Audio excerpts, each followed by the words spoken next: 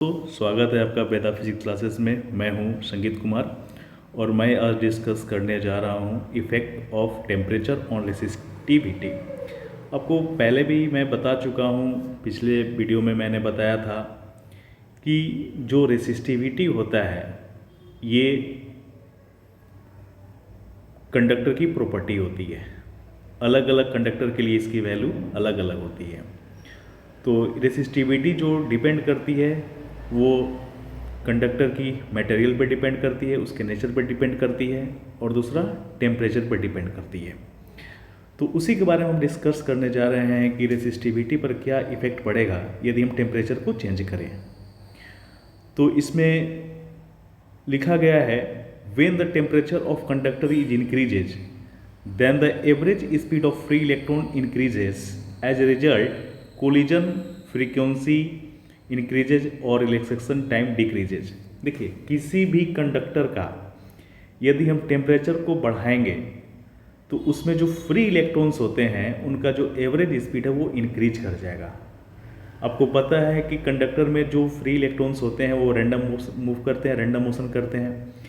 तो उनकी जो स्पीड है ना, एवरेज स्पीड जो होगी, एवरेज वेलोसिटी होगी, वो इंक्रीज हो जाएगी, जिसके वजह से क्या होगा कि उनका जो टक्कर है, कोलिजन है, वो बहुत फास्ट हो जाएगा, बहुत जल्दी जल्दी वो एक दूसरे से टकराएंगे, जिसके वजह से जो रिलैक्सेशन टाइम होता है ना वो डिक्रीज कर जाएगा। रिलैक्सेशन टाइम को मैंने पहले भी डिस्क्राइब किया है, पिछले वीडियो में मैंने बताया है कि जो दो टक्कर होता है ना, तो दो टक्कर के दौरान इलेक्ट्रॉन जो डिस्टेंस कवर करता है, उस डिस्टेंस को कवर करने में जितना समय लगता है उस समय को हम लोग बोलते हैं रिलैक्सेशन टाइम। तो दो सक्सेसिव कोलिजन में जो इलेक्ट्रॉन डिस्टेंस कवर करता है उस डिस्टेंस को में जो टाइम लगता है, उस डिस्टेंस को कवर करने में जो टाइम लगता है उसी टाइम को हम लोग बोलते हैं रिलैक्सेशन टाइम। तो रिलैक्सेशन टाइम डिक्रीज कर जाएगा, क्योंकि जल्दी जल्दी इलेक्ट्रॉन आपस में टकराएंगे तो उनका पथ भी जो होगा ना वो छोटा होगा, और पथ छोटा होगा तो टाइम भी कम लगेगा उसको ट्रेवल करने में, इसीलिए रिलैक्सेशन टाइम डिक्रीज कर जाता है। अब देखिए, हम जानते हैं कि रो इज इक्वल टू होता है m/n/e² टाउ। पिछले वीडियो में मैं इस चीज़ पे डिस्कस किया था, ये वैल्यू होता है रो का।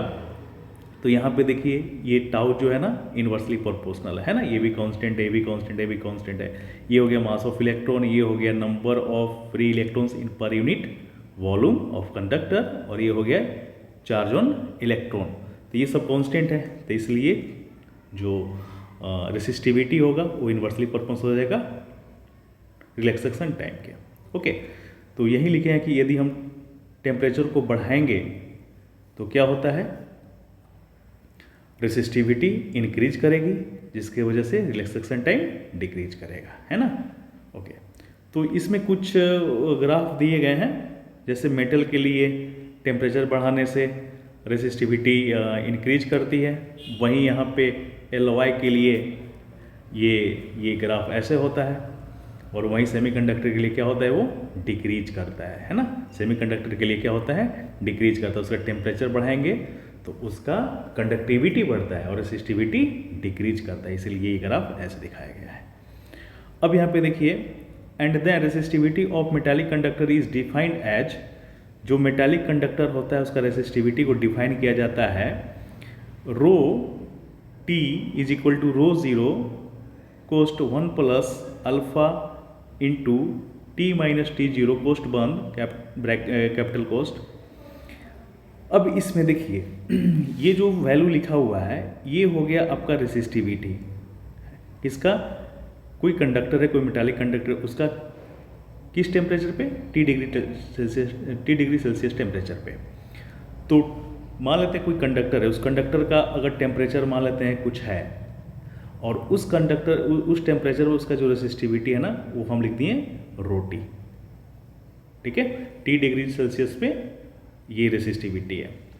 अच्छा, ये जो लिखे हुए हैं रो नॉट भी बोलते हैं इसको, रो जीरो भी बोलते हैं। तो ये जो है ना रेसिस्टिविटी है इनिशियल, और ये जो है ना टी डिग्री सेल्सियस पे है ना।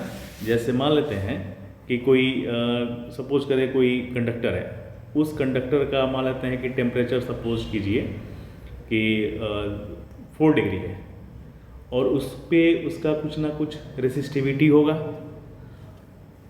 तो वो इनिशियल रेसिस्टिविटी हो गया। और उसी कंडक्टर को हम क्या करते हैं कि 10 डिग्री सेल्सियस तक उसको हम गर्म कर देते हैं, तो उसका रेसिस्टिविटी चेंज हो जाएगा, तो वो क्या हो जाएगा, फाइनल रेसिस्टिविटी हो जाएगा, है ना, वो 10 डिग्री पे हो जाएगा। तो वो यही है वो, और इनिशियल जो था ये है वो।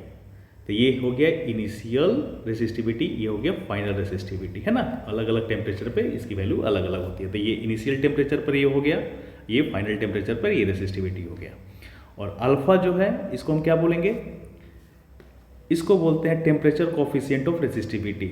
It is the property of material that measure change in electrical resistance of a material for degree of temperature change.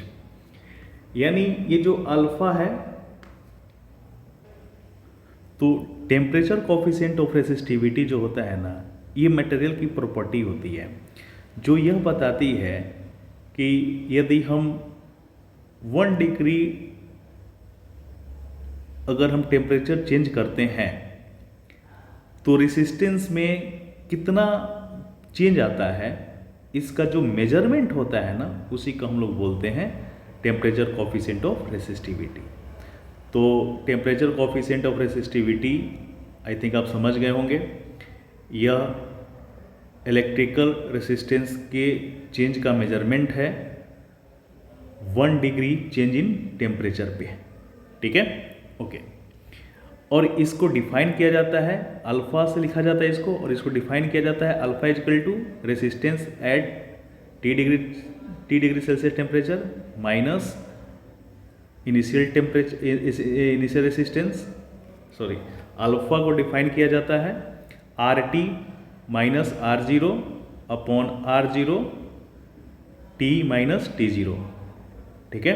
R हो गया आपको इनिशियल, RT हो गया आपको resistance and T degree Celsius temperature पे, और R0 जो हो गया ये हो गया इनिशियल रेसिस्टेंस, है ना, ओके, एट इनिशियल टेम्परेचर पे, ठीक है, ओके। अब इसमें देखिए क्वेश्चन है, बोल रहा है कि resistance of platinum wire in a platinum resistance thermometer at melting ice, boiling water and at hot bath are 5 ohm, 5.5 ohm and 5.2 ohm respectively. Find temperature of hot bath. तो अब देखिए ये क्वेश्चन में कह रहा है, तो ये क्वेश्चन कह रहा है कि एक प्लेटिनम प्रतिरोध थर्मामीटर में प्लेटिनम के तार का प्रतिरोध पिघलती हुई बर्फ पर, उबलते हुए पानी पर और गर्म स्नान में क्रमशः 5 ओम, 5.5 ओम तथा 5.2 ओम है, ठीक है। तो ये कह रहा है कि find temperature of hot bath, यानी गर्म स्नान का तापमान क्या होगा, ये क्वेश्चन पूछ रहा है। अब देखिए इसमें जो दिया हुआ है वो लिख दिया, R0 का वैल्यू दिया है इन इनिशियल रेसिस्टेंस, है ना, ये कितने डिग्री पे था, 0 डिग्री पे। फिर उसके बाद 100 डिग्री पर रेसिस्टेंस कितना हो गया उस प्लेटिनम प्रतिरोध थर्मामीटर का, 5.5 हो गया। उसके बाद T डिग्री सेल्सियस पे कितना है, 5.2 है। अब यहाँ पे देखिए हमको यही टेम्परेचर निकालना है कि जब इसका टेम्परेचर T होता है और T पर इसका 5.2 होता है तो टेम्परेचर कितना है वही निकालना है। T टेम्परेचर पर तो इसका वैल्यू दिया हुआ है, तो अब यहाँ पे देखिए हम जानते हैं ये वैल्यू, फार्मूला ये जानते हैं, इसको लिख दिए। अब देखिए एट T0 डिग्री सेल्सियस पे और T डिग्री सेल्सियस टेम्परेचर पर 0 से यहाँ पे हम लिखेंगे टेम्परेचर 0 डिग्री सेल्सियस से T डिग्री सेल्सियस टेम्परेचर तक, तो यहाँ पे RT हो जाएगा, फाइनल रेजिस्टेंस RT हो जाएगा, है ना, इसके लिए, ओके। और 0 डिग्री सेल्सियस पे R0 हो जाएगा 1 माइनस अल्फा, और ये हो जाएगा चेंज इन टेम्परेचर होता है, तो T माइनस कितना है टेम्परेचर 0 डिग्री, तो यहाँ पे 0 डिग्री लिख दिए। ये हो गया RT, ये हो गया R0 1 plus alpha into T हो गया, ये हो गया RT R0 और ये हो गया प्लस R0 अल्फा टी। ठीक है, अब इसको क्या किए हम, इसको इधर खींच लिए, तो RT minus R0 R0 alpha T हो गया, इक्वेशन फर्स्ट मान लिए। अब देखिए फॉर बॉइलिंग वाटर, है ना, जब पानी खौल रहा है, उबल रहा है, उसके लिए तो कितना टेम्परेचर था 100 डिग्री सेल्सियस, तो 0 डिग्री से T equal to 100 degree Celsius पे हम लोग इसको देख रहे हैं। तो अब बताइए कि इस टेम्परेचर पर इसका रेजिस्टेंस कितना हो गया, यहाँ पे T कितना है 100 है, तो यहाँ पे R100 लिख दिए। ओके, और ये 0 के लिए इनिशियल टेम्परेचर R0 हो गया 1 plus alpha change in temperature T minus T0। अब देखिए यहाँ पे हो गया, ये जैसे वैसे लिखती हैं, ये भी वैसे वैसे लिखें, 1 प्लस अल्फा हो गया और T कितना है 100, तो 100 लिख दिए माइनस 0, तो यहाँ से R100 माइनस R0 इधर कर लिए इसको, R0 alpha 100 into 100। Second equation, दोनों इक्वेशन को क्या किया डिवाइड कर दिए, दोनों इक्वेशन को हम डिवाइड कर दिए, तो यहाँ से देखिए ये हो जाएगा RT minus R0 upon R100 minus R0, और ये हो गया आपका R0 अल्फा टी यहाँ से, और ये हो गया R0 अल्फा टी इंटू 100, तो अल्फा यहाँ से अल्फा कैंसिल, R0 से R0 कैंसिल, और ये बाकी बच गया। तो यहाँ से हम टेम्परेचर की वैल्यू निकाल लिए यहाँ पे, है ना, टेम्परेचर की वैल्यू निकाल लिए। अब हम क्या करेंगे, इसका वैल्यू इसमें पुट कर देंगे, तो हमको इसका वैल्यू मिल जाएगा, टी का वैल्यू निकल जाएगा। तो देखिए टी इक्वल टू कितना हो जाएगा, RT का वैल्यू कितना है 5.2, यहाँ से देखिए 5.2। ओके, R0 पर कितना है इसका वैल्यू 5 लिख दिए, उसके बाद R100 पे 5.5 माइनस 5 इंटू 100। अब इसी को कैलकुलेट कर लेंगे, आंसर आ जाएगा। तो T इक्वल टू कितना आ जाएगा, ये हो जाएगा 0.2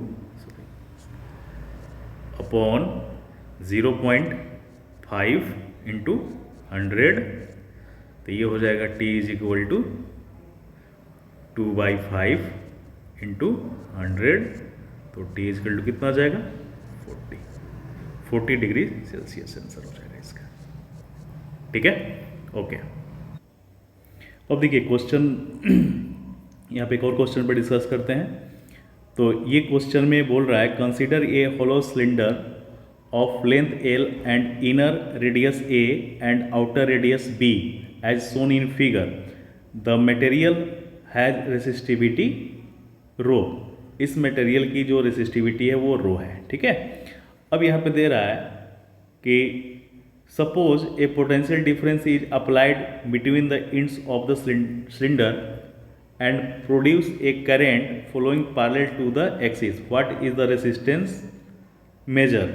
तो देखिए ये तो एक दे दिया है आपको, सिलेंडर दे दिया, और ये सिलेंडर जो है हॉलो सिलेंडर है, इसका इनर जो रेडियस है वो A है, आउटर रेडियस जो है, ये आउटर रेडियस जो है वो B है, इनर रेडियस देखिए यहाँ से यहाँ तक A है, ये गिवन है। अब इस पे जो पोटेंशियल हम अप्लाई कर रहे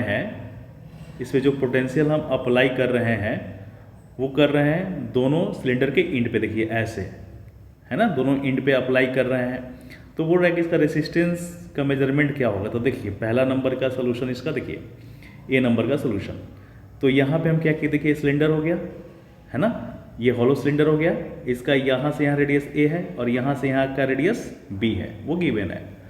अब यहाँ पे क्या हुआ कि दोनों एंड्स पे हमने पोटेंशियल डिफरेंस अप्लाई कर दिया, तो चार्ज जो फ्लो करेगा ना, वो देखिए वो चार्ज जो फ्लो करेगा ना, जैसे मान लेते हैं कि सपोज कीजिए ये एक्सिस है, एक्स एक्सिस, तो एक्स एक्सिस के अलोंग चार्ज फ्लो करेगा, है ना, क्योंकि हमने जो पोटेंशियल अप्लाई किया है वो दोनों एंड पे अप्लाई किया है ना, यहाँ पे दोनों एंड पे अप्लाई किया है ना, तो इसीलिए जो है चार्ज फ्लो करेगा ना वो एक्स एक्सिस के अलोंग करेगा, यानी एक्सिस के पैरेलल। जैसे अगर मान लेते हैं कि ये एक्सिस है सिलेंडर का, तो ये एक्सिस के पैरेलल चार्ज फ्लो करेगा, है ना।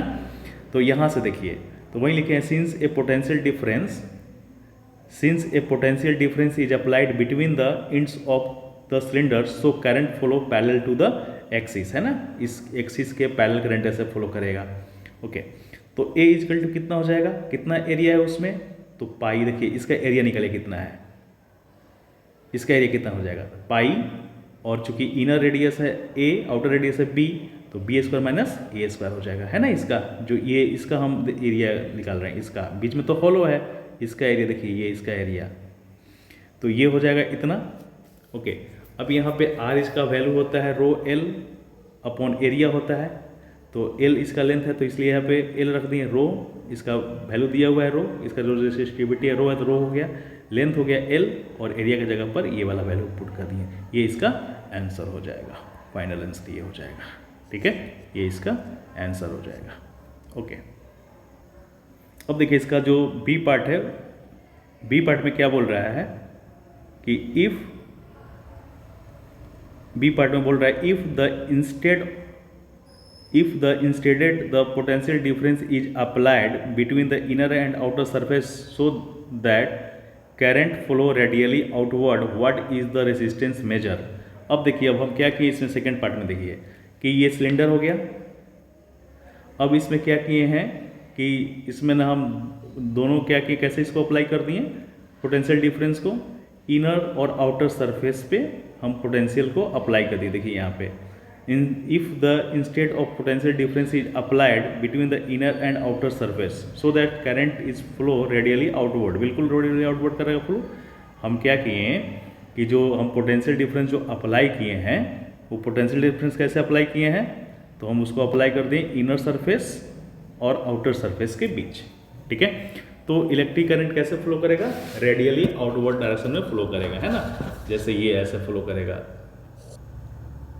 ये हो गया आपका सरफेस, है ना, ये हो गया आपका इनर वाला सिलेंडर, तो ये ऐसे चार्ज फ्लो करेगा, है ना, ऐसे चार्ज फ्लो करना शुरू कर देगा, रेडियली आउटवर्ड कर देगा, ठीक है। ये कुछ ऐसा हो जाएगा, है ना, यहाँ से हम एक अप्लाई किए और यहाँ पे ऐसे अप्लाई किए, ठीक है। तो जो इनर वाला होगा सरफेस, अगर वो लो पोटेंशियल पे है और आउटर वाला अगर हाई पोटेंशियल है तो ऊपर से नीचे आएगा, नीचे वाला अगर हाई पे होगा तो नीचे से ऊपर जाएगा, रेडियली आउटवर्ड जाएगा, है ना। तो रेडियली आउटवर्ड और रेडियली इनवर्ड ये हो सकता है फ्लो, ये डिपेंड करेगा कि हमने कैसे पोलरिटी अप्लाई किया है, ठीक है, किसको हाइयर पे रखा है, किसको लोअर पे रखा है, ठीक है। तो यहाँ पे हमने माना कि consider a thin cylindrical of radius R and D R be the small change in R. जैसे अब यहाँ पे हम क्या मान लिए हैं, देखिए यहाँ पे समझिए, थोड़ा सा समझने वाला इसमें चीज़ है कि ये जो सिलेंडर है, ये इसका अंदर का भाग खोखला है और इसका जो बीच का भाग है उसमें मटेरियल है ना, इसके बीच के भाग में मटेरियल है, ठीक है। और ये जो हम दिखा रहे हैं ना पेन से, ये भाग क्या है, इसका खोखला है, हॉलो है, इसमें कोई मटेरियल नहीं है, इसमें ही सब मटेरियल इसके अंदर है, इसमें मटेरियल है। तो हम क्या किए हैं कि इस एक्सिस से आर डिस्टेंस पे, इस एक्सिस से आर डिस्टेंस पे हम क्या किए कि एक थीन सिलेंडर ले लिए। देखिए हरा कलर से जो दिखाए है ना, ये थीन सिलेंडर हम ले लिए, है ना, ये थीन सिलेंडर है, कहाँ पे लिए हैं, आर डिस्टेंस पे, या यूँ कह सकते हैं इसका जो रेडियस है वो आर है, ठीक है, इसका रेडियस जो है वो उसका रेडियस हो गया आर। अब देखिए इसमें क्या किए, एक छोटा सा हम चेंज लाएं, आर में एक छोटा सा चेंजिंग लाएं, एक छोटा सा चेंज है वो है डी आर लिख दिए, ठीक है। अब यहाँ पे देखिए आर इज इक्वल टू इतना होता है फॉर्मूला सब जानते हैं, और मटेरियल की तो रेसिस्टिविटी रो है, और एल के जगह पर कितना हो जाएगा, ये हो जाएगा एल के जगह पर, है ना, क्योंकि करंट रेडियली ना मूव कर रहा है, रेडियली मूव कर रहा है करंट, ऐसे फ्लो कर रहा है रेडियली, तो ये हो जाएगा एल की जगह पर डी आर, स्मॉल लेंथ है ना, देखिए स्मॉल लेंथ है, तो ये एल की जगह पर डी आर हो जाएगा, और एरिया कितना हो जाएगा 2 पाई आर एल, सरफेस एरिया कितना हो जाएगा सिलेंडर का 2 पाई आर एल हो जाएगा, है ना। ओके, तो यहाँ पे लिखा हुआ है the total resistance will be, तो हम क्या करेंगे, इसको इंटीग्रेट कर देंगे, कहाँ से कहाँ तक, कहाँ से कहाँ तक इंटीग्रेट करेंगे, इनर इसका रेडियस कितना है ए और आउटर रेडियस कितना है बी, तो इसलिए हम क्या करेंगे ए से बी तक इसको इंटीग्रेट कर देंगे, तो हमको क्या मिल जाएगा, हमको टोटल रेसिस्टेंस मिल जाएगा, है ना। तो यहाँ से देखिए रो बाहर हो गया, चूँकि ये कांस्टेंट होता है बाहर निकल गया, 2 पाई बाहर हो गया, एल भी बाहर हो गया, और ये हो गया 1/r का जो इंटीग्रेशन होता है, लॉग होता है, और log log r हो जाएगा इसका वैल्यू, और यहाँ पे लिमिट हम दे देंगे तो b/a आ जाएगा ये। ठीक है, ये कैलकुलेशन करने के बाद इतना रिजल्ट आ गया। ठीक है, ओके। अब देखिए एक और क्वेश्चन है, इसमें बोल रहा है at what temperature the resistance of a copper wire will become 3 times its value at 0 degree Celsius, और अल्फ़ा की वैल्यू दिया हुआ है।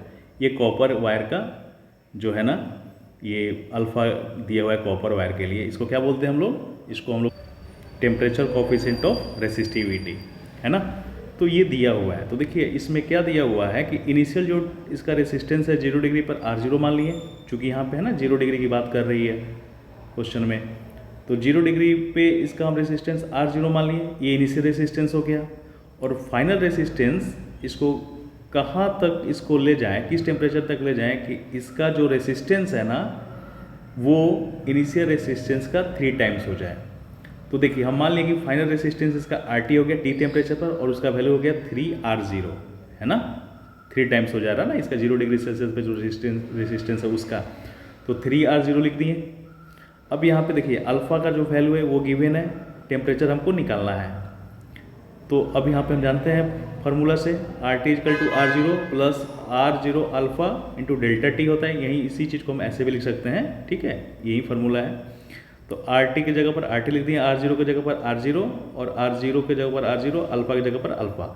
T हो गया यहाँ पे, टेम्परेचर कितना है इनिशियल 0 डिग्री, तो यहाँ पे 0 डिग्री लिख दिए। ये RT, ये हो गया R0, ये हो गया R0 अल्फ़ा इंटू T हो गया। तो T = क्या हो जाएगा, T यहाँ से देखिए निकाल लिए इसको, RT minus R0 into alpha, है ना, अपॉन में।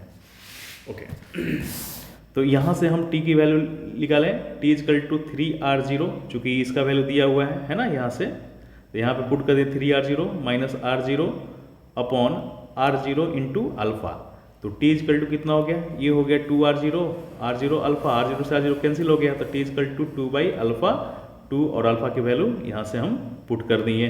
तो यहाँ से ये पुट करने के बाद ये वैल्यू इतना आया, ये जाएगा ऊपर, तो 3 के पावर कितना हो जाएगा, प्लस हो जाएगा, 10 के पावर +3 हो जाएगा, यानी 1000, इसको लिख दिए।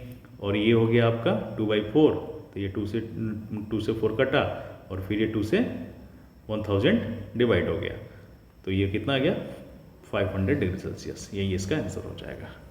Thank you. आप चाहेंगे तो नोट्स भी बना सकते हैं। ठीक है।